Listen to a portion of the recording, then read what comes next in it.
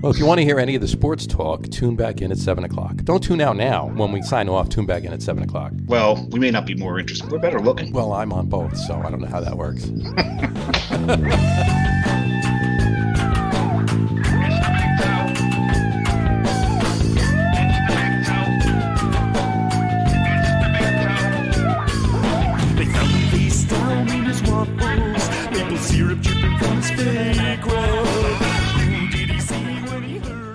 All right, everybody, welcome out to the Lager Room. It is Wednesday, December 2nd, 2020.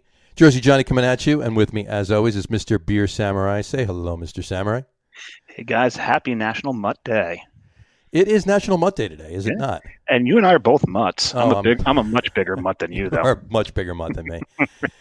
A much bigger mutt than me. And why don't we, speaking of somebody that's not even anywhere near as big a mutt as either of us are, why don't we bring in our guest drinker today? Is your hat going to give away who it is? My hat might give away who it is, but if you haven't guessed already, or if you haven't read anything that I've put online in the last couple of days, let's welcome to the show Chuck from Jersey Girl Brewing, Mr. Chuck Aaron. How are you, sir? Guys, good. How are you doing tonight? Hey, Chuck. I'm doing Thanks great. for having me. Yourself? Oh, anytime, please. Yeah. We are happy to have you. Very. So, You're behind the scenes tonight. This is Yes. my With the office? Yeah, this is a crappy office. All That's the box swag over here and awesome Seton Hall over here. There Some you go. handmade Jersey Girl stuff. that's where it all happens, right? Is that where you got more? Is that where you got more of those hats stashed away? I do. They're on the shelf up there for sure. There you go. Get Where's ready the for Christmas. where's all the Mount Olive stuff? Yeah, God, I tell you, man, I'm living high on Mount Olive right now. We just took the division championship, so That's great. yeah, That's great. my kid just got named to the conference team as tight end. That's so great. the first all Very conference. nice. Yeah, That's awesome. Congratulations on that. During COVID, I thought we weren't going to have a football season, and Turned out to be a really kids good wound one. up having a great season. There you go. Awesome. Awesome. That's great. Yeah. Oh, All that so- aside, a lot of halftime, fun and festivities with craft beer and things like that. It's always a Way good to do thing. it. That's always a good thing. Why don't we jump into our first beers while we're all BSing here? Let's get drinking instead of Sure. waiting and wait. Dave, what are you drinking tonight? Well, since you're drinking local, sort of. Well, local to where I used to live. I used to live in Morris Plains, so not too far. But I'm going local from here. Right. Smug Brewery's Short and Stout. This is something that that they've done in the past a few times, and they haven't done it in a while, so they re-released it. It's a vanilla chai stout. Vanilla chai stout. Is that? I'm going to take a guess and say it's like 7%. It is 7 point something. I think that's a 9. Oh my god. It's actually a 0. I looked at it before. That's why. Is it a 0? Thank God. I don't have my cheaters with me right now. There you go. They're on the other side of the table, and I'm afraid you're going to get Cheaters. too much of a look up my nostrils if I reach for them. Because all three of us on this podcast right now are all in our 30s, so we definitely need Yes. cheaters. Oh, absolutely. 30s. Yes, 30s, yes. give or take a few. 30s, So, 30's the new 50, or 50's the new 30, I should say. and this is the Smug Brewing second anniversary Teku. Yeah, I love the color on that. Huh? Very nice. Oh, this beer? Yeah. Yeah. That's nice. All right, well, I'm going to open mine while you take a sip of yours. Please do. I'll be drinking Jersey Girl Black Diamond. Oh, look at that. Ah, where'd you get that? I got this at some brewery in Hackettstown. It's just, Hackettstown. At least you told me it was in Mount Olive. it's It's on the. always the competition. It's the battle. We're actually in Mount Olive with a Hackettstown mailing address, so we get the best of both worlds. There you go. Yeah. So, yeah, there you go. And that beer, I looked up, went on Untapped and looked up all the Jersey Girl brews because I had forgotten the name of my favorite Jersey Girl beer, King Gambrinus. I don't know how the heck I could forget that. How could you forget the yeah, King? Yes, but I noticed that what you're drinking is their highest rated beer at 4.1, which is an impressive average on Untapped. Yeah. It's either that or only your family has drank it. I tell you, And John. we decided to do a Right. black lager. I'm a big fan of lagers. So between ales and lagers, I'll go to the lagers first, and that's our first foray into this Schwartz beer kind of world. And we decided to can it. Our brewer Mark came up with the recipe, and I got to tell you, it is lights out for a 4.1% beer. it has got a lot of character and flavor to it for a nice dark lager. I'm a huge Schwarzbier fan, and this is Yeah. a really, really, really tasty one. Yeah. And yeah, you're right. My family does. We do revolve around the Schwarzbiers. There you go. Yes, And you a do. fun little fact is I named that beer the night after I came back from a Kiss concert. I have this habit of naming beers after concerts I go to, and I had gotten home that night. It was in the tank. We were pushing for a name on the beer, and I said, dude, we're going to name it Black Diamond. I thought it was a skiing reference. No, it could be, but no, it's a Total Kiss reference there. That's awesome. I actually thought it was a skiing reference all along too. Myself. What are you drinking there, Chuck? Come on, you got to drink with. I've actually got a King Gambrinus now. I did something a little different than you guys. I already poured, so mine's been kind of in the glass for a little while now. There you go. The color. Okay. Cheers, guys. Enjoy. I remember, what was it, Beer Bacon Barbecue? You guys won People's Choice with the Bordeaux barrel-aged version of it. Yeah, we've won. I think we've won 2 awards. That's the JMK. That's Allison's events. Yep. We took People's Choice Awards for the King Gambrinus the first time, and then the wine barrel aged the second time. So King Gambrinus has actually won us two People's Choice Awards at that event, and I love this beer. I got to tell you, for a 10% beer, it drinks like It drinks like a 6. Yeah, it drinks like a 6, probably 5. Real fruity. I would have said 5. I would have. That's five? yeah. I'm going with 6. And after your second or third one, you realize, wow, that's 10% beer. We try to stand How many up. did I actually have? Yeah, that's exactly it. We've had people come in and we've had to cut them off because they keep drinking them. We serve them in the 10-ounce, the 10-ounce tulips like this, and people down 3 of them thinking it's a light beer, and we're like, hey guys, you got to take a break, have some water, relax for a minute, and they're like, what are you talking about? I'm fine. And then 30 seconds later, like, whoa, the world catches up with them, and it's Absolutely. Well, there's that always. You get people who aren't so used to craft beer think that if it's light in color, it's light in ABV, and if it's dark in color, it's going to be high in ABV. Yeah. And they can, and oh man, sometimes they're just so wrong. There's an association. I think people believe that high alcohol beers, like a 10% beer, should have a burn to it. And I completely disagree with that. I think you can make some 10, 11, 12% beers that are super smooth, super easy to drink, light, refreshing, can have some fruity characteristics to them, malt forward, without being boozy or have that burn to them. Sure.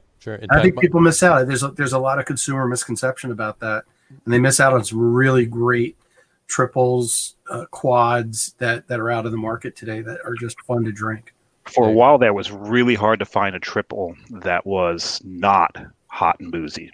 Yeah, that was drinkable. But it's getting better. Golden Monkey. I think I actually dated her in high school. Who's that? Hot and boozy. Hot and boozy. She's very popular. I've heard these stories. But there's a couple that we love drinking, and I just think I'm happy we did it. We did it a while back. We did it early.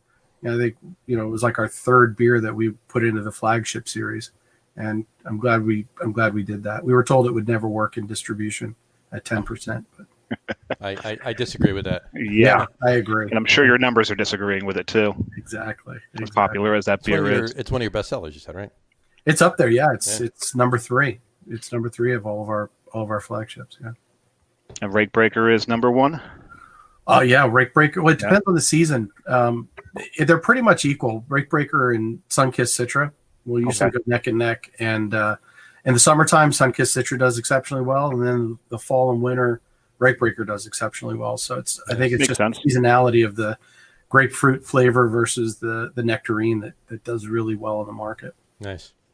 Yeah, well, they're all great beers, and you've done some variants on the King too, right? The King Gambrinus. Well, yeah, I mean, the original variant was Queen Gambrinus. So Queen Gambrinus was mango, watermelon, and watermelon and pineapple puree blended into the bright tank, and we put it in there. Man, it flew, but it was so complicated as a process to create the puree and freeze it and then put it in. So we did a couple of sours with it. We've done some wine barrel aging with it. So our sour is called Suicide King, and the Suicide King it's a Brettanomyces sour, and we barrel age that, and God, that thing it's like drinking juice, man. I have a bottle of it downstairs, so I'm waiting. There you go. Oh, you gotta wait for me to get back to Jersey. I'll wait for you to share get back that to one. Jersey. There you go. You got to get the Funky King. That's a really cool one. That's a nice sour version that we released as a bottle, and we do some with we fruit them up. Sometimes we'll put a little mango puree in there. We'll do a little blood orange puree. Nice. They're fun. It's just fun to play with that beer. It's just every time we do something different with it, it's just even more exciting in the market. So that's great. I love it. It's great to do that. So Black Diamond, you said Mark came up with that recipe. He did. One of the fun things about having Mark on board is I've known Mark for years. Is what I said. So. What's that? I said I've known Mark for years. So. Oh yeah. So I'm not speaking out of school here when I say he's a great brewer. Oh yeah. And my challenge to him when he came on board was, Mark, I want to do more seasonals. I want to have our flagships in the market. I want to do one seasonal. So every other month, we call it a seasonal, but every other month I want him to come up with a new beer. Schwarzbier is just one of the many. Pocket Aces is another one. And Get the Irons. I mean, these are beers that we put out in the market, do extremely well. Does some really nice, exceptionally well on the lagers for sure. Yeah, they're really, really, really, really tasty. Oh yeah, I'm enjoying them. So, how's your stout there? Oh, Mr. Samurai. there is. I'm now enjoying the conversation. It's Like, oh hell, what? I'm sorry. What am I doing? Was I drinking something? What the? It tastes like a vanilla chai samurai. Vanilla chai. Now you got me all. No, you are a vanilla chai samurai. Right? Well, hey, we said we wouldn't talk about that on air. I know. I'm sorry. I lost my mind. But it tastes like a vanilla chai stout should taste. It's I was curious to see how the tea would work in it. Right. Because I've been drinking a lot of coffee stouts because 'tis the season for coffee stouts. Getting a lot of those out right now. 'Tis the season. Oh yes. Oh, foreshadowing. But so this is a nice departure, having the tea and stout, and you've got the vanilla in there, of course. I'm enjoying this. I'm glad I may have to get another 4-pack of this. You might need to get 2 4-packs of that. One for friend. And Mel one. I'm putting a box together as care package. Care package, absolutely. I got a bunch for you too. So. Hey Chuck. You were talking earlier about how you have a Hackettstown address, but you're physically in Mount Olive. Sure. And John and I were talking a couple days ago about the area that you're in, right? Yep. You've got, a couple breweries out in Hackettstown. You got a couple out in Long Valley, right? You got Manskirt up there. You got Zigmeister down in Long Valley, this Long Valley Brew Pub, and Chilton Mill. Yep, Chilton Mill. Yeah. And then, not too far off is Angry Eric. Not far at all, actually. Nope. So with this area being, not all that densely populated, you're sharing a market with the rest of these breweries. And, I've always been curious when you see this about a few things. One is what's the saturation point? That's one. But then the other one is, does it turn into competition, collaboration, a combination of both? It's a great question. So Joe and Matt and I talk almost all the time because we are so close. We used to go out before we even opened up the brewery. We used to go out and drink together before any of us had opened up. Joe was the first to open, then I opened up, and then Zigmeister opened up. And I can attest to this because I've seen the three of them sitting together and drinking, and I think at Zig's Brewery at one point. Yep. Oh, yeah. Go through stuff. We enjoy getting together and talking about beer. We don't get together as much as we used to, that's for sure. I think with everything with COVID going on. Right. Matt was over here probably about a month ago, and we probably spent a good 3 hours just having some solid drinks. The guys down at Chilton Mill are close. I know the owners of Long Valley Brew Pub. Of course, I know Heidi and Eric over at Angry Eric's very well. And then the next one is Fort Nonsense is really close. That was Fort Nonsense. Yeah, right down 10, right. Yeah. For those of our listeners, Joe and Matt are Joe from Manskirt and Matt from Zigmeister. From Zigmeister, right? Yeah. And Matt and I sit on a board together for the local area chamber of commerce. So cool. I see Matt at least once a month via Zoom for our morning meetings, like this morning. But via Zoom, I think we've never been able to lock down a collaboration. Beer, we talk about, we throw around some names and some ideas, but I think it was all at a point where we were getting started up and we were ramping up our businesses and getting our plans moving. And we always had some kind of outside influence to that. I think it's still hopefully something in the backs of our pockets that we could pull out one day and do. I think we're all hitting our 5-year. Joe had his in October. We're having ours in April, and then Zig's going to follow in June. Yeah. So it's great that we've been doing this for 5 years now, open. And I know we each had our own struggles opening up. So I think we can always commiserate in that respect, that we kind of went through the same process at the same time. That's the C I forgot about: competition, collaboration, and commiseration. Commiseration. When I say collaboration, I'm not necessarily talking about collaborating on a beer, but also collaborating on, how to tap into the market, how to distribute and all that. I think we're all different. It's the beauty of what we do, and it makes it fun for consumers. I think it's the best part about coming to the area is you get truly 3 different beer experiences. Yeah. And there's a little bit of crossover in styles, but our styles are even different. Within the style, you're going to find a different flavor at each of the breweries. So you can make a trip, and people will drive from far. I mean, some of them from New York and out of state, definitely, to come. Sometimes people drive up from the shore to go to your brewery. So. That is true. I've seen that happen before. But they come and they're like, they came because they know they can hit 3 breweries. And now, if you think about it, almost 6 or 7 breweries in one trip, and really make a day out of it. It's become a nice little destination. And we've always found it's easier, rather than being competitive, it's easier to work together in that respect, because with destination, people will hit not one brewery, but all 3 across the board. And I think that benefits all of us. And inevitably somebody's going to wind up, being hated, and it could be us one day. It's going to be Joe. It's going to be Matt, or they love us all. It's hard to say, but they certainly always walk away with, wow, so much difference in such a small area. We're literally Matt and Joe, Zig and Manskirt are only probably a block away. Yeah, they're right around the corner from each other. We're probably about a mile and a half away from both of them. Well, speaking for the lager room, and I will be audacious enough to speak for both of us, Johnny. We love all 3 of you. Absolutely. I appreciate that. Absolutely. I think that's what's fun about it. I'll be honest. I love hanging out with those guys. Before we opened up, we'd talk beer. We'd go down to the tap house over in Hackettstown and have dinner and have a few beers or one of the local places. And we always try to, when we get together, try to share beers, because I found as a brewery owner now, it's very hard to have other people's beers unless somebody brings them, because I'm always working.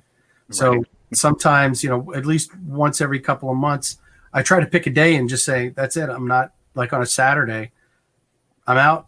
I'm going to go brewery hopping, and I'll go pick a region, and I'll hop around, 7 or 8 breweries in a day and try to have some fun. But doing exactly what you hope people do to your area, right? That's exactly right. And it's fun to see the other breweries too. I mean, I know most, not all, just from being on the board for the New Jersey Brewers Association for a few years. You get to meet them through conversations and meetings, and they're great people. There's a lot of great beer going on in New Jersey, that some of it hidden, some of it, not in distribution. You have to actually go to the brewery and find it, which is a great part of it. Mm-hmm. Other beers you can pick up now. A lot of liquor stores are putting Jersey cabinets in, so you can see a whole cabinet of Jersey beers. Absolutely. Well, a lot of stores will have 2. Well, the bigger stores anyway. They'll have 2 or 3 big sections. 2, pop them open, and all just Jersey beers, top to bottom. Yep. So. And beer festivals are another place where I see a lot of networking going on between the brewers.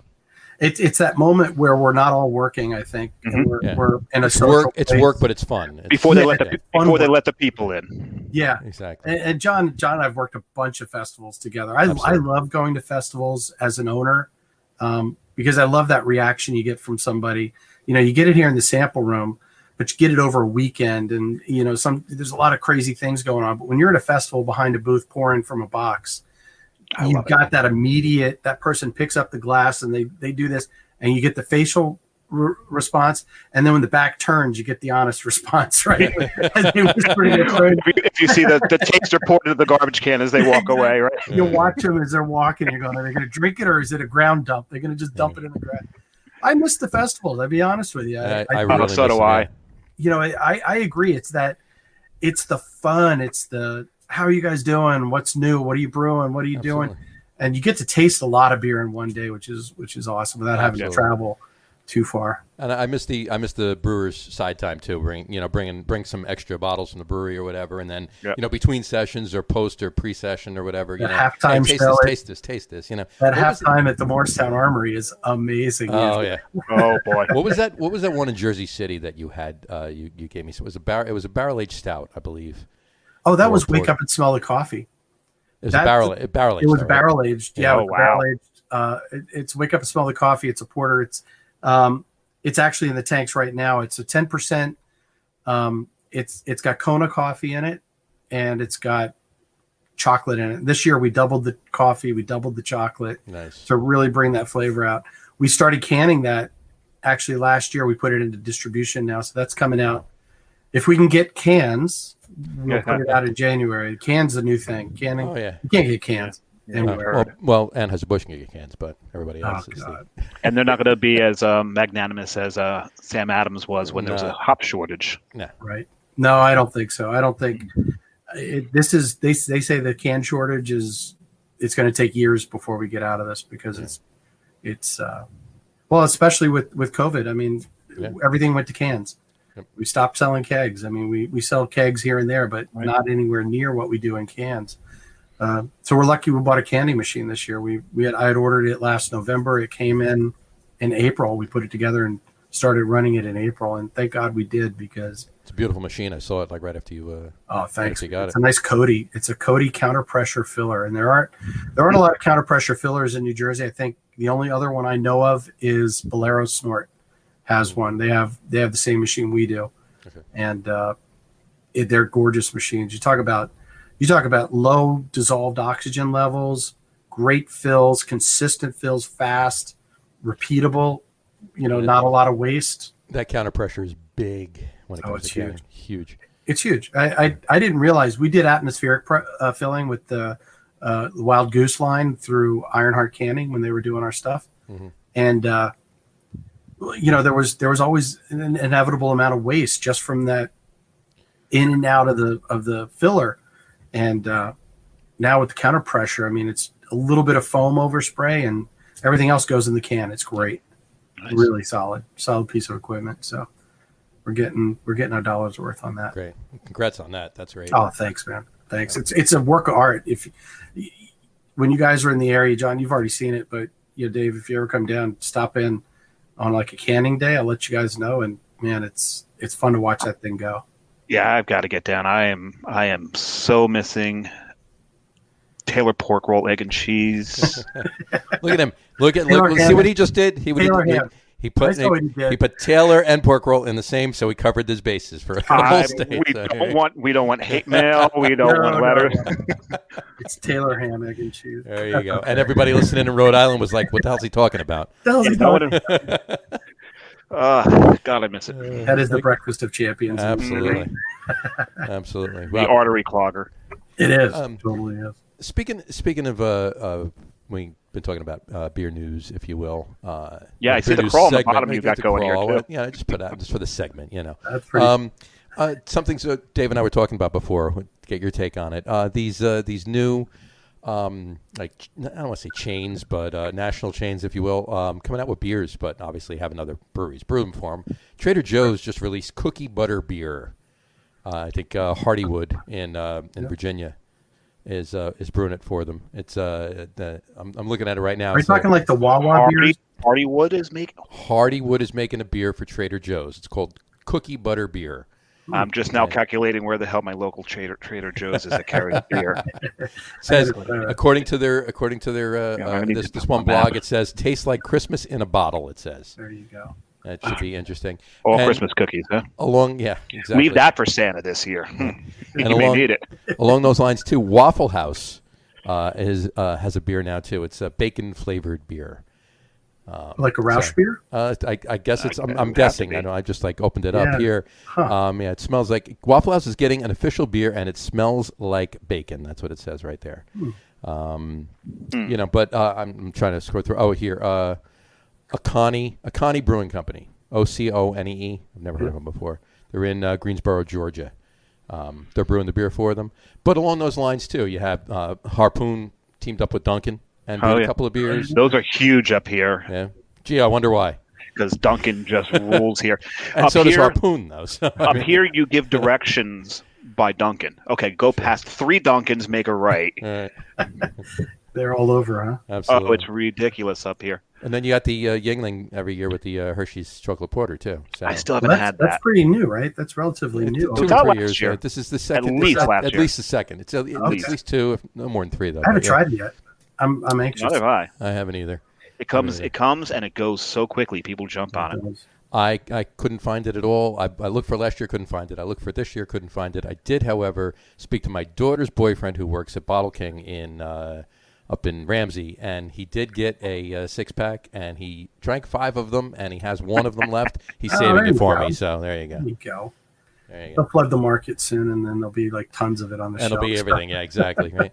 But yeah, so what's your take on this? Well, not so much obviously the Hershey's and the Dunkin'. I mean, that's just a branding with the company. But Waffle House, Trader Joe's, they're getting their own beers from these. Let's rephrase the question. Considering where your brewery's located, what if M&M Mars comes to you and wants to make a peanut M&M beer? There you go. We've tried to talk to him about it. Yeah, I don't think we have. It's hard pull to it out. And you can do the caramel M&M, the pretzel M&M. You can do all the flavors of M&Ms.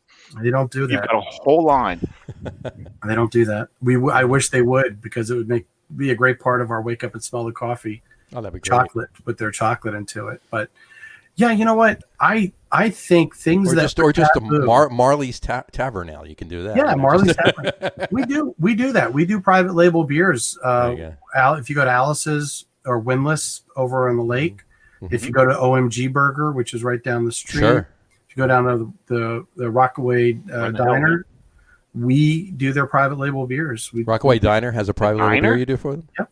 Yeah, you saw my face. Like, what? That's great. You know what? They're friends from church, and they're great. So there you go. It's a fun thing.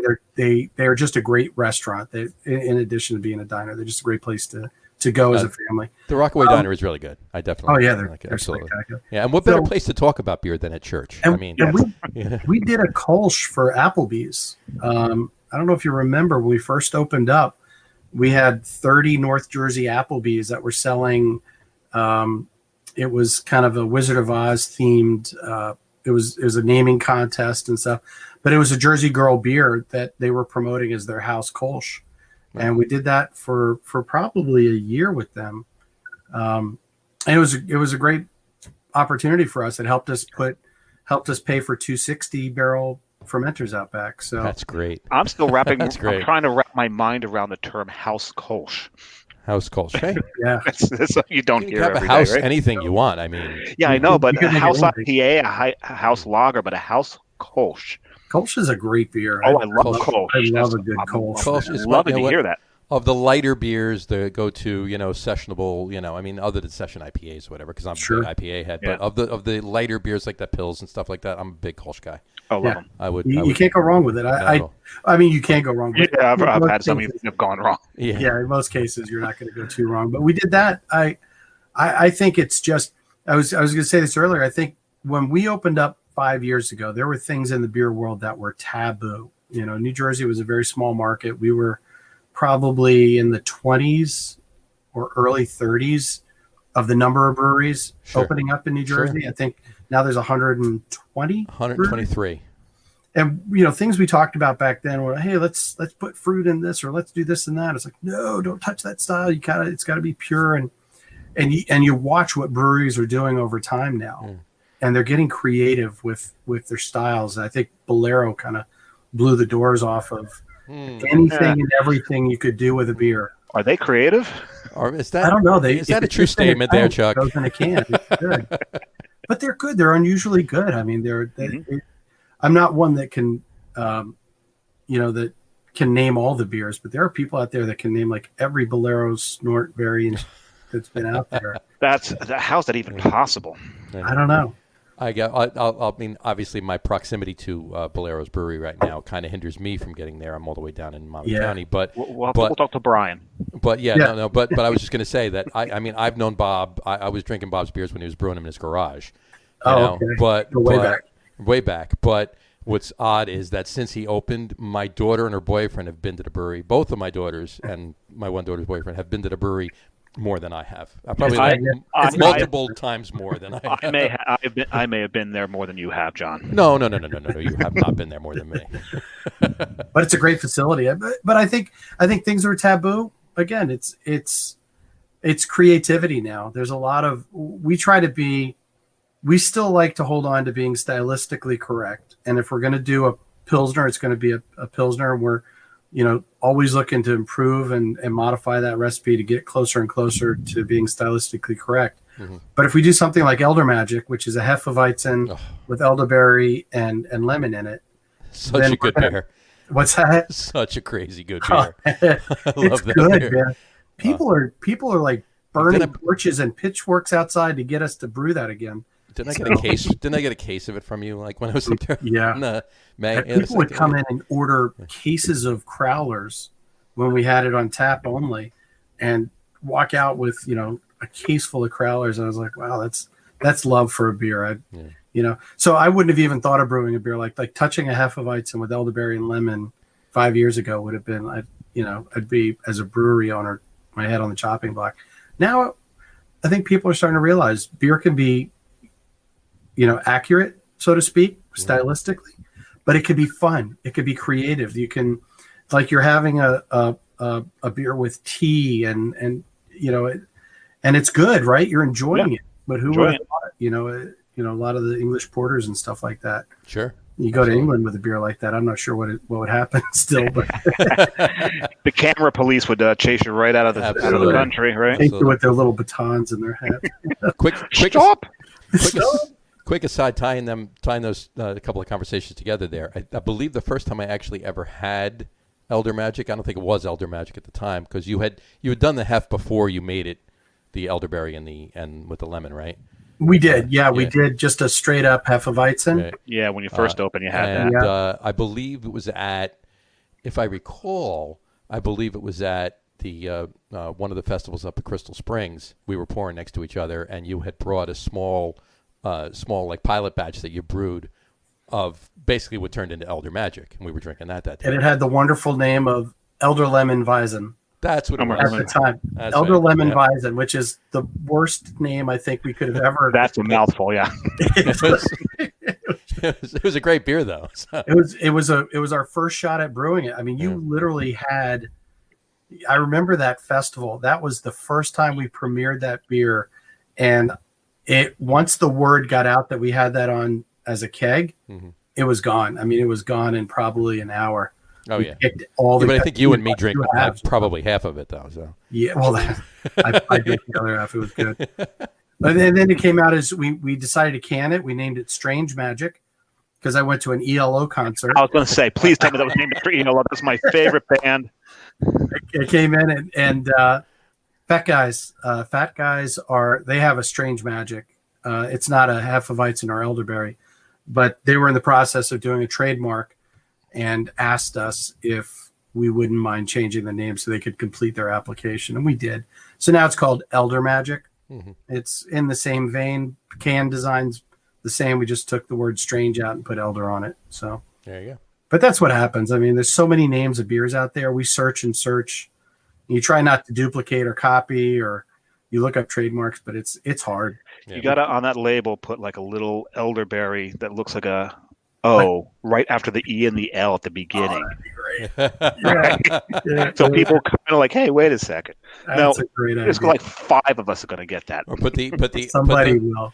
Put the elderberry behind the D, so it almost makes the D look like an O. And that's what we're talking about here. Yep. There you go. Perfect. I like that. Yeah, I saw that. I saw them in concert at the Prudential Center, and man, I came home the next day. It was literally, okay, we got a problem with the name. Strange Magic it is. Strange Magic. Done. That's crazy. That's how we come up with some some names. That's great. I love coming up with beer names. It's always fun. Always fun. It's tough. Whatchamacallit? Why don't we pour our second beers? Pour our second beers. Pour our second You know what I beers. forgot to mention, John? What did you forget to mention there, Dave? We were talking about National Mutt Day. We forgot that there's two. See, we do these on Wednesdays, and I think it was the second one. I didn't even know. The first one, he tells me say hi, Beer Samurai. So I did this stupid dad joke, hi, Beer Samurai. And then after that, I'm like, well, what am I going to say? So I'm really into like all these stupid observations these days. Yes, he is. I make a calendar with like 5 or 6 on every single day for every single month. Every month I do this. And so that's how I introduce myself. I say, hi, today was National Mutt Day, but it's always Wednesday. So we miss out on some days. Yep. And John mentioned that this Friday is going to be, and it's the first Friday of every December, Bartender Appreciation Month, Day. Oh, cool. There you go. And, and it's, tip your bartenders, always tip the wait staff, try the veal. I'm here every Thursday. But, this, because they need these tips, because they work, they work so much on tips, and the holiday season's coming. So this is what they're going to do. Mm-hmm. But the important one, the day after, every December 5th, right, mm-hmm. it's Repeal Day. Yeah. Okay. Prohibition Repeal Day, December 5th in 1933. That was then. And that 33 is important. That 33 is important. Keep that in the back of your mind while we pour our beers. So there you go. Well, because the beers are a segue into the threes. Beers are a segue into the threes, 33s. There you go. You want me to go first or you going first? I've already opened mine. But I'll go first. I am first. drinking one of my faves. It is this year's Merry Christmas and Happy New Year from Anchor Brewing. I have done verticals in the past, and aging these beers is always fun to do because most of them wind up opening up and becoming even more complex than they are when they're fresh. But this one, I've had one already. This is the second one of the 6-pack, and it's pretty damn good. So I'm gonna pour it right now. And I'm gonna test John's theory there because I'm gonna open where's my camera? This is the 2017 look at that version of it. And wait, keep it up there. Notice the labels are always different. Trees always change. Oh, yeah, every year. That's pretty cool. The recipe always changes. The tree always changes. There you go. That's pretty cool. Actually, some of the earlier ones, were a little similar because I'm actually going to pour it into a 1994 glass. So you can see it was just a classic Christmas tree on it. Because the true name of the beer is the Merry Christmas and Happy New Year. Yeah, it's not Anchor Christmas Ale. It's Merry Christmas and Happy New Year. It was our special ale or something like that, right? When it first started, yeah, I think so. Yeah, it's our special ale. It's actually written at the top of the label. It's still on there? Oh, yeah. Our special ale. There we go. There we go. Trying to get it in frame there. Alrighty. So, I'll take a sip of mine first. Well, before we actually do, Chuck, what are you drinking? I'm going to pull out a little something here. Young Lion Brewing Company. They're up in New York State. Okay. Dave, our cellarman, was up there a couple weeks ago, and brought me back. This is called Gift Moose. I thought that's what that said. Gift Moose. Never look a Gift Moose in the mouth. This is a double New England style IPA. Okay. It's been in the back. It is a look at me with my progressive. I still can't read it. 8% Okay. ABV, 45 on the IBUs. Young Lion. Yeah, Young Lion. This is the fun part is when the team goes out to visit breweries, they typically will bring back a can, throw it on my shelf in the back, and opportunities like this come up where I can crack them and taste them. So let's give this a little pour. I'm going to pour this in my heavy reel glass. Look at that. Shout out Heavy real to my glass. buddy. Seaside, right? Yeah. Yeah, these guys are down. About 10 minutes from me. Fantastic brewery. 15. Love what they do down there. Enjoy Not as this much in the beer. winter. 20. Summertime, about an hour and 20, right? Oh, yeah, please. Beautiful. Well, that's a pretty beer. Yeah, it's a That nice, is really nice nice. head on that for a New England double. New I'm England. loving the hooks on the glass. That That's is pretty cool. great. Oh, yeah. I'm loving that. Look at that front and back. He did a great job with the design on this for sure. Yeah, I'm And it's liking got that. the. I don't think you could see it, but a little bit here. It's got the gold edge on it, like your Oh glass. yeah, I can see Yeah. it. It's the details. I think the details that go into some of this glassware is pretty cool. Absolutely. That was the fisheyes view of a party boat, right? Yeah, this is. Yeah, it sure is. Yeah, you're right. What do we do? Hang that. If we put it on camera, we'll put it right up here like this. There you There go. you go. Nice. There you go. Fish eye view. Yeah, I love the color on this. Nice nose.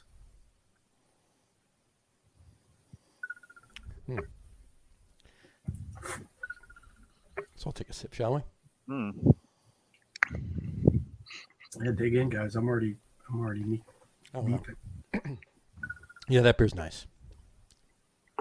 This one I'm getting getting the notes of age. You know, how I kind of get that leather in the nose when there's some age to it. And a little bit of leather. Yep, and in the taste as well, a little bit of the the oxidized, a little bit of penny. And I think the herbs and spices are still there. They're still kicking. The malts are still strong. Gotcha. It's held up. It's held up pretty well for a 3-year-old beer. Most of them held up well. I actually did a vertical once. It was a 95 through 2013 vertical. Well, We did it in 2013 and I was told new. I told John I've got I'm sitting on a 2011 through 2018 right now. I actually Nice. missed last year because There you go. this was going and I was moving at the time and missed a lot of stuff. So the vertical will be 2011 through 2018 when I get Yeah. around to it. But the 1995 through 2013 we did. The best of those was 18 beers. The best of those beers was actually 19 beers. The best of those beers was actually 98. So it was a 15-year-old beer. It was the best of the 19 beers we did. 18 beers we did, yeah. It was crazy. It's amazing it held up for that It long. held up that long. By We the actually we took a picture. We put it on Twitter and everything else, and like within seconds, Anchor actually commented back, "Where the hell did you get all those beers from?" I saved them. Yeah, so it was great. But how's the Double New England? I'm enjoying it. I think it's great. Is it? The nose is fantastic on it. The flavor is good. Hops are fresh. What is the hop profile on that? It's got at a 45 IBU, it's not as bitter, as a West Coast style IPA for sure. I'm just trying to read. I was going to start reading this, and then we got to talking. It says raw wheat, rice, oats, grain bill. Let's say Mandarina Bavaria. Okay. And double dry hop with Sabro Simcoe powder. So the powder is really what's giving me that hop bite character for it. Sabro and Simcoe. Yeah, and Simcoe. Nice. Loaded with So- pineapple and orange flavor and aroma.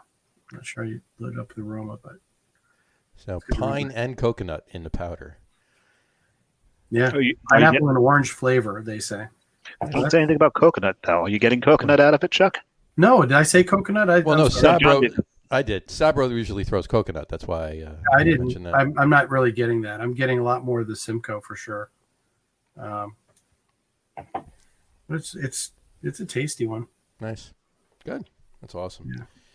Well, let's use this to trail into our segment of 33s. As we said, Prohibition Repeal Day is December 5th every year, and it's December 5th, 1933 was the repeal day of Prohibition, and we honor that by doing a segment called 33s. It's our top threes, our top three list. We originally wanted to do, I'm just telling Chuck at this point, we originally wanted to do top 10s, and we figured we'd just take way too long. And top 5s would probably be much we too. argue too much. Absolutely. So we would have to start them at the beginning of the show and just have that be the show. So, but we do top threes, and we'll go around each, give our top threes. This week is holiday beers, top 3 holiday beers. Who wants to go first? Holiday beers. Holiday beers, top Let's 3. let's give Chuck some time to think, because you and I have known this for a little All bit. right. Yeah, God, that was I can name my top 3 beers. I don't think I have 3 Holiday specific beers. holiday beers. Gotcha. Thematically holiday. I mean, it could just be releases that come out around the holiday. It doesn't necessarily have to be, spiced or winter warmers or anything like that. So, one of mine isn't. So, are you looking for this holiday or any? We know what your number one is. For holidays, the November, December releases. Nice. Okay. So, Dave, why don't you go first? first? Guys go first. Let me mull this over because mull it over. I'm just thinking like Mad Elf. I'm thinking things like that. But sure, mull it over. Dave, you go first. You started off. I started last week. You start this. Well, we'll go with just for the classic. Here's my number 3 right there. It has been when the concept of holiday beers first came out. This was one of the first. This Harpoon's Winter Warmer. Mm-hmm. These were the first 2 that you traveled across the state. I mean, I'd go up to Clifton to get holiday beers. And I was living in Jackson at the time, mm-hmm. Or at Rutgers, and I'd travel for these to find them. And Anchor and Harpoon were 2 that I always look for. So, Anchor's probably representing both of them right now. Both winter warmers, so both winter warmers. So, number 2, I've got to go to I got to go over to Belgium. Saint Bernardist. I was going to say, is that the name of the beer? Yes. How do you spell that? that's in Flemish. So I couldn't help that pun. That's bad. One. It's horrible. Yeah, it's awful. But St. Bernardus Christmas Ale, that's such a great beer. St. Bernardus is nice. That's a great one. And my number 1, and I got to go to my grandfather's home state for my number 1. And I'm sitting on one, and I'll probably drink it on one of the shows closer to Christmas. Sure. Prairie's Christmas Bomb. That is a tasty beer. Oh, big, sticky, and sweet. Oh man, I love that beer. So we'll sit that maybe on the 16th or the 23rd. I'm not sure which show I'll be drinking that one on. There you go. Very nice. Very nice. Well, I'll give you mine. I'm going to give you mine in no particular order, even though number 1 is going to be number 1. So number 2 and 3 are in no particular order. How's that? There we go. All right.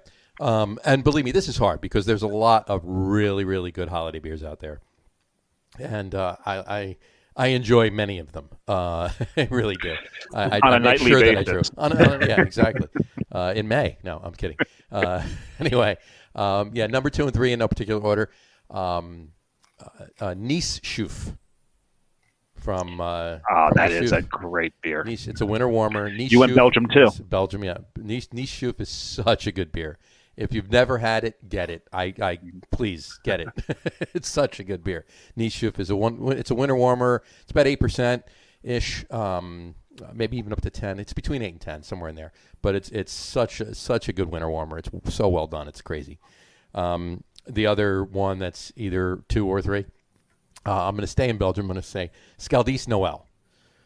Scaldis Noel. It's crazy, tasty, and and niche if you can find. Scaldis Noel is very difficult, but if you look a lot for it, you can nail it down a little bit. It's really good. We can throw an honorable mention in there for if you're sticking with Belgium, Fantomes Yves. Oh sure, absolutely. There's just so many good ones. Another one hard to find, but Corsendonk. Just straight up, Corsendonk Christmas is delicious. Yep.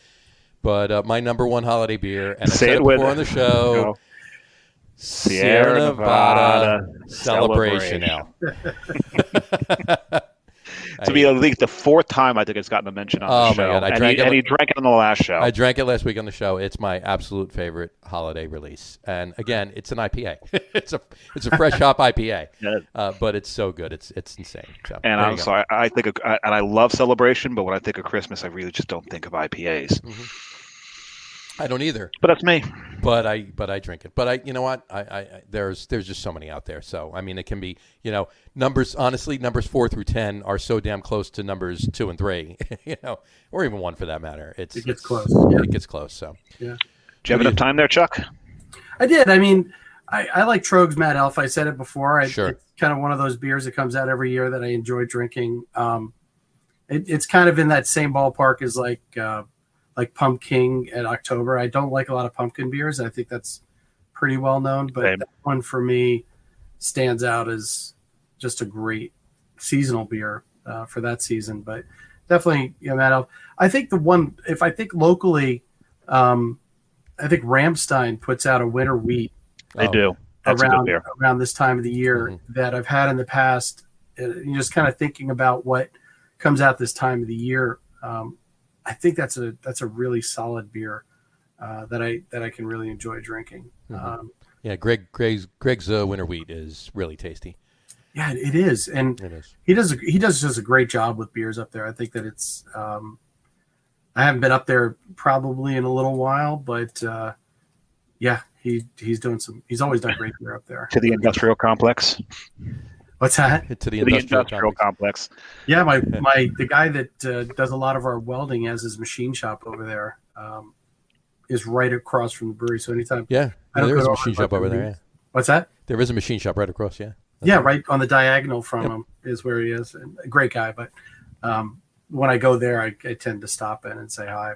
But it's like an excuse to go. They're like, oh, I got to go get this welded. Let me go visit Ramstein. Let me go visit Greg for a minute. Yeah. Yeah, go say hi to Greg. And I struggle for another one. I mean, I don't do a lot of the seasonal like holiday stuff, but those two come to mind. Is that okay to do too? No, I could name a third. But. Well, John and I mentioned between us about 8. So we mentioned about 8. Yeah, and we picked up this. And I'll be honest with you, guys pick up the slack. Thanks, guys. I appreciate it. Easily within the 4 through 10 of mine would be Greg's Winter Wheat and Mad Elf as well. Some others would be like Southern Tier 2 Xmas is always tasty. It's actually it's a glog. That's the style of beer. It's a glog, yeah. It's funny. I'm one of the few people that does not particularly enjoy Mad Elf. Really? Yeah. Is it no. It's the heat behind it. To me, it's just cherry flavored rocket fuel. It is a hot beer, but it is tasty though. It is pretty damn tasty. I'll mention that I do like Jersey Girls. They call it the Nog. The owner brews that one personally. He just brewed it on Sunday. It's going to be a Christmas release. And it's an imperial cream ale, and it's called the Nog because it's an imperial cream ale that tastes like eggnog. In the end, it's a fantastic beer. Well, I mean, if you ask me what my favorite holiday drink is, not beer, drink is, I'd have to say eggnog. So it looks like I'm going to be having to make a trip up. You'll have to make a trip. Make a trip up. And I wonder if there's any way, I mean, do I know anybody that lives nearby? You might know somebody who could come by, drive maybe half a mile down the road and pick it up for you. Make sure you get some. Yeah, she might. But it's our fun seasonal release. I do it every year. I've done it for the last 3 years. I get out. We have a tippy system out back. It's 27 gallons. And I just actually brewed that on Sunday, so I'll throw that one out there. It'll be out right before the weekend before Christmas, and it's fermenting away beautifully. You will see me the weekend before Christmas. We have to come up and visit the nephews anyway. There you go. So you can stop in and say hi. I'll drop Jess off at the house and I'll be over. Yeah, and it's perfectly acceptable to mention your own beers on those. I hope so. Absolutely. I'm thinking of all these seasonal beers. I'm racking my brain here. I'm like, oh, God, I didn't even look at my own. Well, considering with Augie, we did top 3 carton beers. We did top 3 carton right up first. Oh yeah, okay. Yeah, that's an easy. Well, list. I can tell you right now, my top 3 Jersey Girl beers, right. I can rattle them right off. Is Rake Breaker, Black Diamond, and Elder Magic. King. And not the King, huh?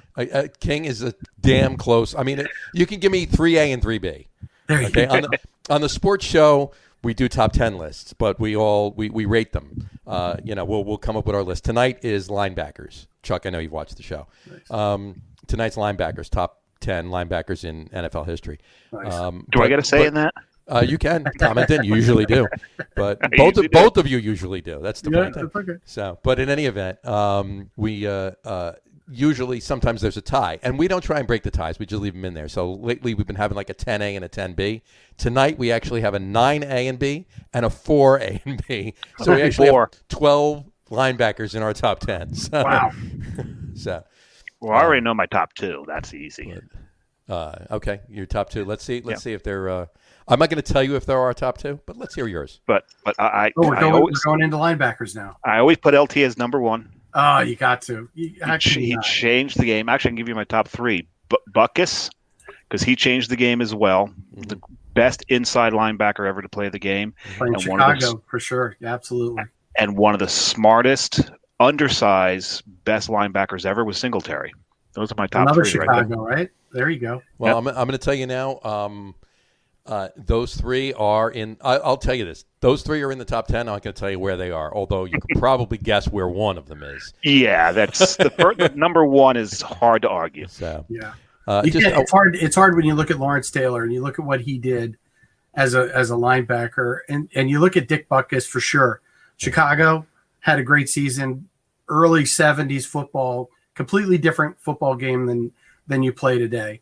If you talk about current guys, because Singletary kind of falls there in the middle with the Super Bowl Chicago Bears and that whole debacle called the Super Bowl Shuffle. But, hey, we won the next year. We won the next year. That's true. We won the next year. So. It is true. The Giants came in the next year and kicked ass. We only lost one more game than Chicago lost the year before. So, but more recently, you can't leave Ray Lewis off that list. When you look at the Ravens, you look at him as a linebacker. Talk about a powerhouse, not only as a player, but as a leader on the team. I mean, he just dominated defense when he was out there. He'd pump those guys up like crazy. Sure. And in between those, you had Derek Thomas. Yeah, Kansas City. Well, yeah, sure. I'll throw those up as well. All of them may be on the list too. I'm just not going to tell you where they fall on the list. You'll have to tune in and pay attention. So, if I open my next beer, it may be hard to pay attention. So don't. It might make the comments more interesting. It could make the comments more interesting. We actually have a comment. I think it'll pop up. Yeah, there we go. It's actually a comment on our YouTube channel, not on Facebook. We go live every Wednesday night with both the Craft Beer and the Sports Podcast, Craft Beer at 5:30, Sports at 7, on both Facebook Live and YouTube Live. This is a comment from YouTube. Lar Janis. I'm assuming he's over in Scotland because Lar Janis says, I love IPA, and he also says, my favorite Brewdog's Punk IPA. No idea if it's sold in America. Sold in America. It's sold in a hotel. Sold everywhere in America. It comes out of the shower heads at that hotel. There you go. Yes. So, Lar, come to the States, and we'll and feel free to comment on our podcast every Wednesday night. Thanks for watching, Lar. Absolutely. But yeah, there's plenty of Brewdog Punk IPA in America. You will not go wrong. So there you go. But I just want to get that comment up there. But yeah, no, the Sports Podcast is always fun, and we're doing that in about a half an hour. Nice. So, but yeah, these I'm really looking forward. I mean, you've made me excited for the weekend before Christmas, and I'm not blowing smoke by any means. I'm definitely coming up to see you. I have to get that eggnog beer. Yeah, it's going to be good. It's an Imperial Cream Ale, so the base is fantastic. It's a lot of oats. I doubled up on the oats, and I put flaked corn in it. So the mouthfeel on it's phenomenal. And then you get the nice spices. I put cloves in it, nutmeg, cinnamon, of course, to give it that nog kind of flavor. Mm-hmm. And then in the fermentation tank, I'm going to drop a few more things, little surprises in there. Some interesting little tasty things. You should bourbon barrel age that to make it a true Kentucky eggnog. Yeah, I think you'll be pleasantly surprised when you get here. What I've kind of figured out over the years of the spirals and things like that. What kind of there we go. See, you're not messing with somebody that doesn't know what he's doing. I got some tricks up my sleeve. There you go. 5 years of this, I got it. That's awesome. That's awesome. So I did open my third beer. Sorry, I had to go 2018. You went to 2018. See, it's another different label. Look at that. See, Dave, by the way, Dave drinks fast. I just want to let you know. I do. I drink very, very fast. So you see, we've got a totally different. Already. Let me get another glass. I'm glad, as a brewery owner, I have a ton of glasses at my desk. There you go. Beers in the cooler, glasses at the desk. Nice. Glasses on our faces. Glasses everywhere. Yep. Very nice. So, John, what's your 30? You already on your 30? We usually don't do 3. We don't do 3. So sometimes I do. Sometimes I do. Sometimes Dave does because he's thirsty. But feel free to pour it. I'll talk while you guys pour. I'll go back yeah, to my King. I normally grab another beer because if I bring two, because I do my podcast from my office upstairs, and the fridge is downstairs. So if I grab three, one's going to get a little too warm, depending on the style, obviously. But I bring the two up. So what I do is I normally the sportscast so much more fun. Yeah, but I normally go downstairs and I pick up another Wow. pick out another beer for to drink during the sports podcast, which lately have been running a lot longer than the than the That's craft because beer you're doing ones. this one first and you're drinking 3 beers. Exactly. I got to Exactly. say something. This 2018 is so different from the 2017. It's not showing. Obviously, it's a year younger, so it's not showing as much age. Mhm. But I mean, I think they've got to have orange peel and spruce tips in this thing. They It is probably do. They change the recipe every year. It's not exactly the same recipe every year. It's not major modifications, but there's definitely differences in every single batch of that beer. But there's definitely some sort of evergreen in here, and right off the nose, I was getting orange peel. So Then there's big difference between 2017 and orange peel 2018. and spruce tips. There you go. You just called Spruce it. tips Right? are awesome. We did an orange peel. We did a Madagascar vanilla porter with orange peel in it Nice. a couple years ago. It was really Nice. And John, I'm still keeping an eye on Tilted Barn to see when they release that holiday beer.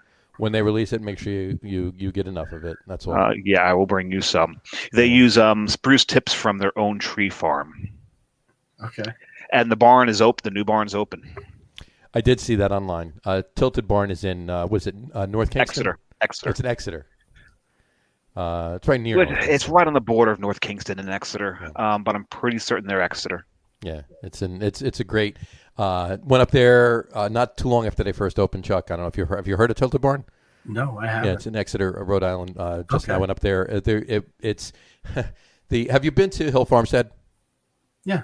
Okay, the dirt road that leads in a mile to the farm or whatever. It's kind of the same thing at the Tilted Barn. Wow, Tilted that's Barn. With the bomb craters. Yeah, Yeah. it's Oh, great. it's crazy, and they Okay. it's just weird, not weird, wild the way it's in there. But it's a tree. It was a tree farm. It was a Christmas tree farm. No, it still is. It still is. I'm just saying still it is. just was a Christmas tree farm. If you go and buy beer there in December, Uh-huh. the parking lot is absolutely full with people buying. Some Trees. people buying trees. So you got mom and the kids are off buying trees. Dad's getting tanked at the brewery. The brewery, Oh. yeah. That's drinking awesome. drinking with the asses, and I mean literal asses. They've got donkeys. I'm not kidding. They've got So. donkeys. It's a fantastic place, but it's called Tilted Barn for a reason because the brewery was in an old barn, and there's an upper level, and the thing is a little tilted. But they just opened a I've new walked in it. facility. I can attest to the fact that it is tilted. A little tilted. Leaning a little bit. Yeah. It's leaning a little bit, but the new facility, from the pictures I've seen and the comments I've heard, is absolutely beautiful. To get a reservation there, you have to be at least 2 people, and whereas COVID is making me close to 2 people, I don't count that way. I got to tell, I drink as much as 2 people do, Sure. There you go. There you but go. I As long still as, you, can't. as long as you pay your tab, I'm sure they'll let you in, right? Drink the beers, pay your tab. Well, hopefully It sounds like a really nice place. It sounds It's like a lot of fun. it's really cool. There's It's really two. cool. There's a yellow lab and a black lab that runs around the place, and they've got 2 beers named after them. Oh, that's pretty cool. Yeah, so Very What, okay, here's. I don't want to put you on the spot. What are the names? Oh, I knew. I knew. I mean, on that one, and He the thing just is, knew the fact that I wanted to the take beers that were one named back. after them. there was a point that I knew this because I've had both the beers. Oh, but one's the porter, the other's a pale ale. That's I'm okay. going to go look it up. See, Johnny's looking it up too. So we Yeah. really need a John. We need a fact checker for us. Yes. We need someone on the sidelines there that is going to look stuff up for us when we can't remember stuff. Tupelo and Summit. There you go. Oh, there you go, guys. There you go. Fast. So Summit obviously is the pale ale. No, no, it's it's a black lab, so I'm assuming that's not. No. Summit's the pale ale. Summit's the pale ale, yeah. Yeah, I was Tupelo, gonna I say- believe, is the porter. Tupelo's the porter, and I only know that because you actually gave me one. So, and it was a Yes. porter. So. There you go. That sounds like a great place. We went Christmas tree shop. We went to get our Christmas trees for the brewery last Saturday. Yeah, I think it was Saturday. We drank a lot. We were in the parking lot. we had a table. It was a group of about 6 families, and we had a table with wines and beers and cheese and vodkas and juices. It was an event. People would walk by and go, "What the hell's going on over there?" And we're like, "This is Christmas tree shopping day, man. This is Absolutely. how we do It is. And, It's a religion. It's crazy. You're there for a few hours. I mean, Absolutely. you're there definitely for like 4 hours of drinking, and then the tree selection is a quick process. Absolutely. Like, okay, we're done. And Chuck, when this is all over and we can all travel freely, you got to come up to Rhode Island, tour you around the breweries here. Yeah. I'd love to. I'll make a trip out of that. That's for sure. I've not been out to Rhode Island breweries. I got to be honest with you. No, let me take that back. Who did we go to? Because we went up and did Proclamation beer festival. It was the home. That's Newport Craft runs the beer festival. You would know it was a homebrewers conference, the World Homebrew. Oh, okay. We did that up there, but I think we drove through to go to Connecticut. I think it was just in Connecticut. God, it was a couple of years ago, but I'm feeling like the names of the dog kind of situation. Yeah. Don't bring it up if you can't So finish. you went to Tupelo and Summit. Does that help you out a little We bit? went to Tupelo and Summit. Yeah. So the Rhode Island brewery that's closest to Connecticut would be Gray Sail. Gray Sail's right over the border. Yeah, it's like right there. I was like, I got to go back. Southern Connecticut, right over into southern. Right Rhode across Island. the river. It's Connecticut right- is Cottrell Brewing. Yeah. It sits right on the river, across the river from Westerly, where I just remember I was driving home with Vito. Vito is he works for the brewery. We had gone out. We stayed overnight. We were driving back the next day, and we didn't realize how much traffic there was, but it was just god awful. Connecticut is a parking lot. Yeah, 95 is awful. It's a parking lot. It was like, Vito, find us the closest brewery, and we're just making the next turn, and we're gonna drive to it. So there happened to be one like right off the 95 there, but Nice. yeah, but In Connecticut, or I think it was Connecticut. I think we were still in Connecticut at the time, but I'll find out. I'll give it to John. But yeah, find out and let me know. We had a good time. Anybody's interested. It was a nice visit. But. So yeah, definitely when this is all done, we'll you know what, I'll even take a ride up. We'll make a lager room weekend of it or whatever. That'd be great. We'll have Mr. Samurai tour us around. well, we'll have to do a special edition podcast. Absolutely. From each location, we'll just travel around each we'll location. absolutely. We'll get a designated driver. We'll do. It can't be. I have an 18-year-old son who could drive our Done. Done. Oh no! Or we can get Brian's son. We can pay him. That's not going to happen. He's over 21, and he's a drinker. and now, my yeah. son's too close to 21, so he's not. That's not going to happen either. So, but in any event, We'll figure out the logistics later. But I think the concept. I think we all agree it's a great concept. Oh, it's an absolutely great concept. We'll go live from each. We'll go live from each brewery, and then I'll piece it together and we'll make one podcast out of it. I'm fine with that. That'd be perfect. There we go. Love That's it. a great idea. All right. Well, that'll wrap the show up for today. I want to thank everybody for watching, and for those of you that just want to listen to the audio podcast, or just listening to the audio podcast, thanks for listening. Don't forget to visit our website, www.lagerroom.com. That's LAGERROOM.com. And please remember, like us and follow us on all of our social media, Facebook, Twitter, Instagram, and our YouTube channel. All of them are at The Lager Room. And remember, we go live with the video on both Facebook and YouTube every Wednesday at 5:30. And for those of you that just want to listen to the audio podcast, you can do so on Apple Podcasts, Spotify, TuneIn, and Stitcher. And for those of you that have not done so already, please subscribe to one or more of those feeds, and you'll never miss a show. Again, thanks for following along with us. Have a great weekend. Enjoy the holiday season as it is upon us, every minute of it if you can. And, be safe with everything you do. And take care, guys. Cheers. Cheers. Thanks, Chuck, guys. thanks. Yeah, thanks for joining us. having me again. Thank you. That was my next thing out of my mouth. Thank you very much for joining us, Chuck. We want to thank Chuck for joining us today. And Cheers, guys. make sure you take a look for those Jersey Girl beers we talked about.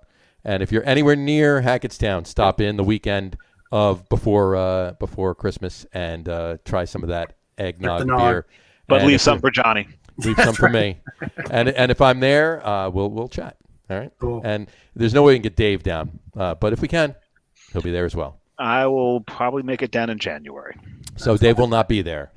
No, you know what December means to me. That's my busy season. Absolutely crazy Sucks busy. when you work back end retail. That's it. Anyway, all right. Guys, Well, thanks again. Really appreciate the You the got time it. tonight. Absolutely, Chuck. Thanks for joining us, and in the future, want to have you back on again. This was fun. Yeah. Absolutely, Yeah. You got it. All right, guys. Cheers. We'll talk to you soon. Cheers. Bye. Take care. Bye. Bye, folks. They found him face down in his waffles, maple syrup dripping from his fake rug. Who did he see when he heard who was there? Now it seems that he shit out of luck.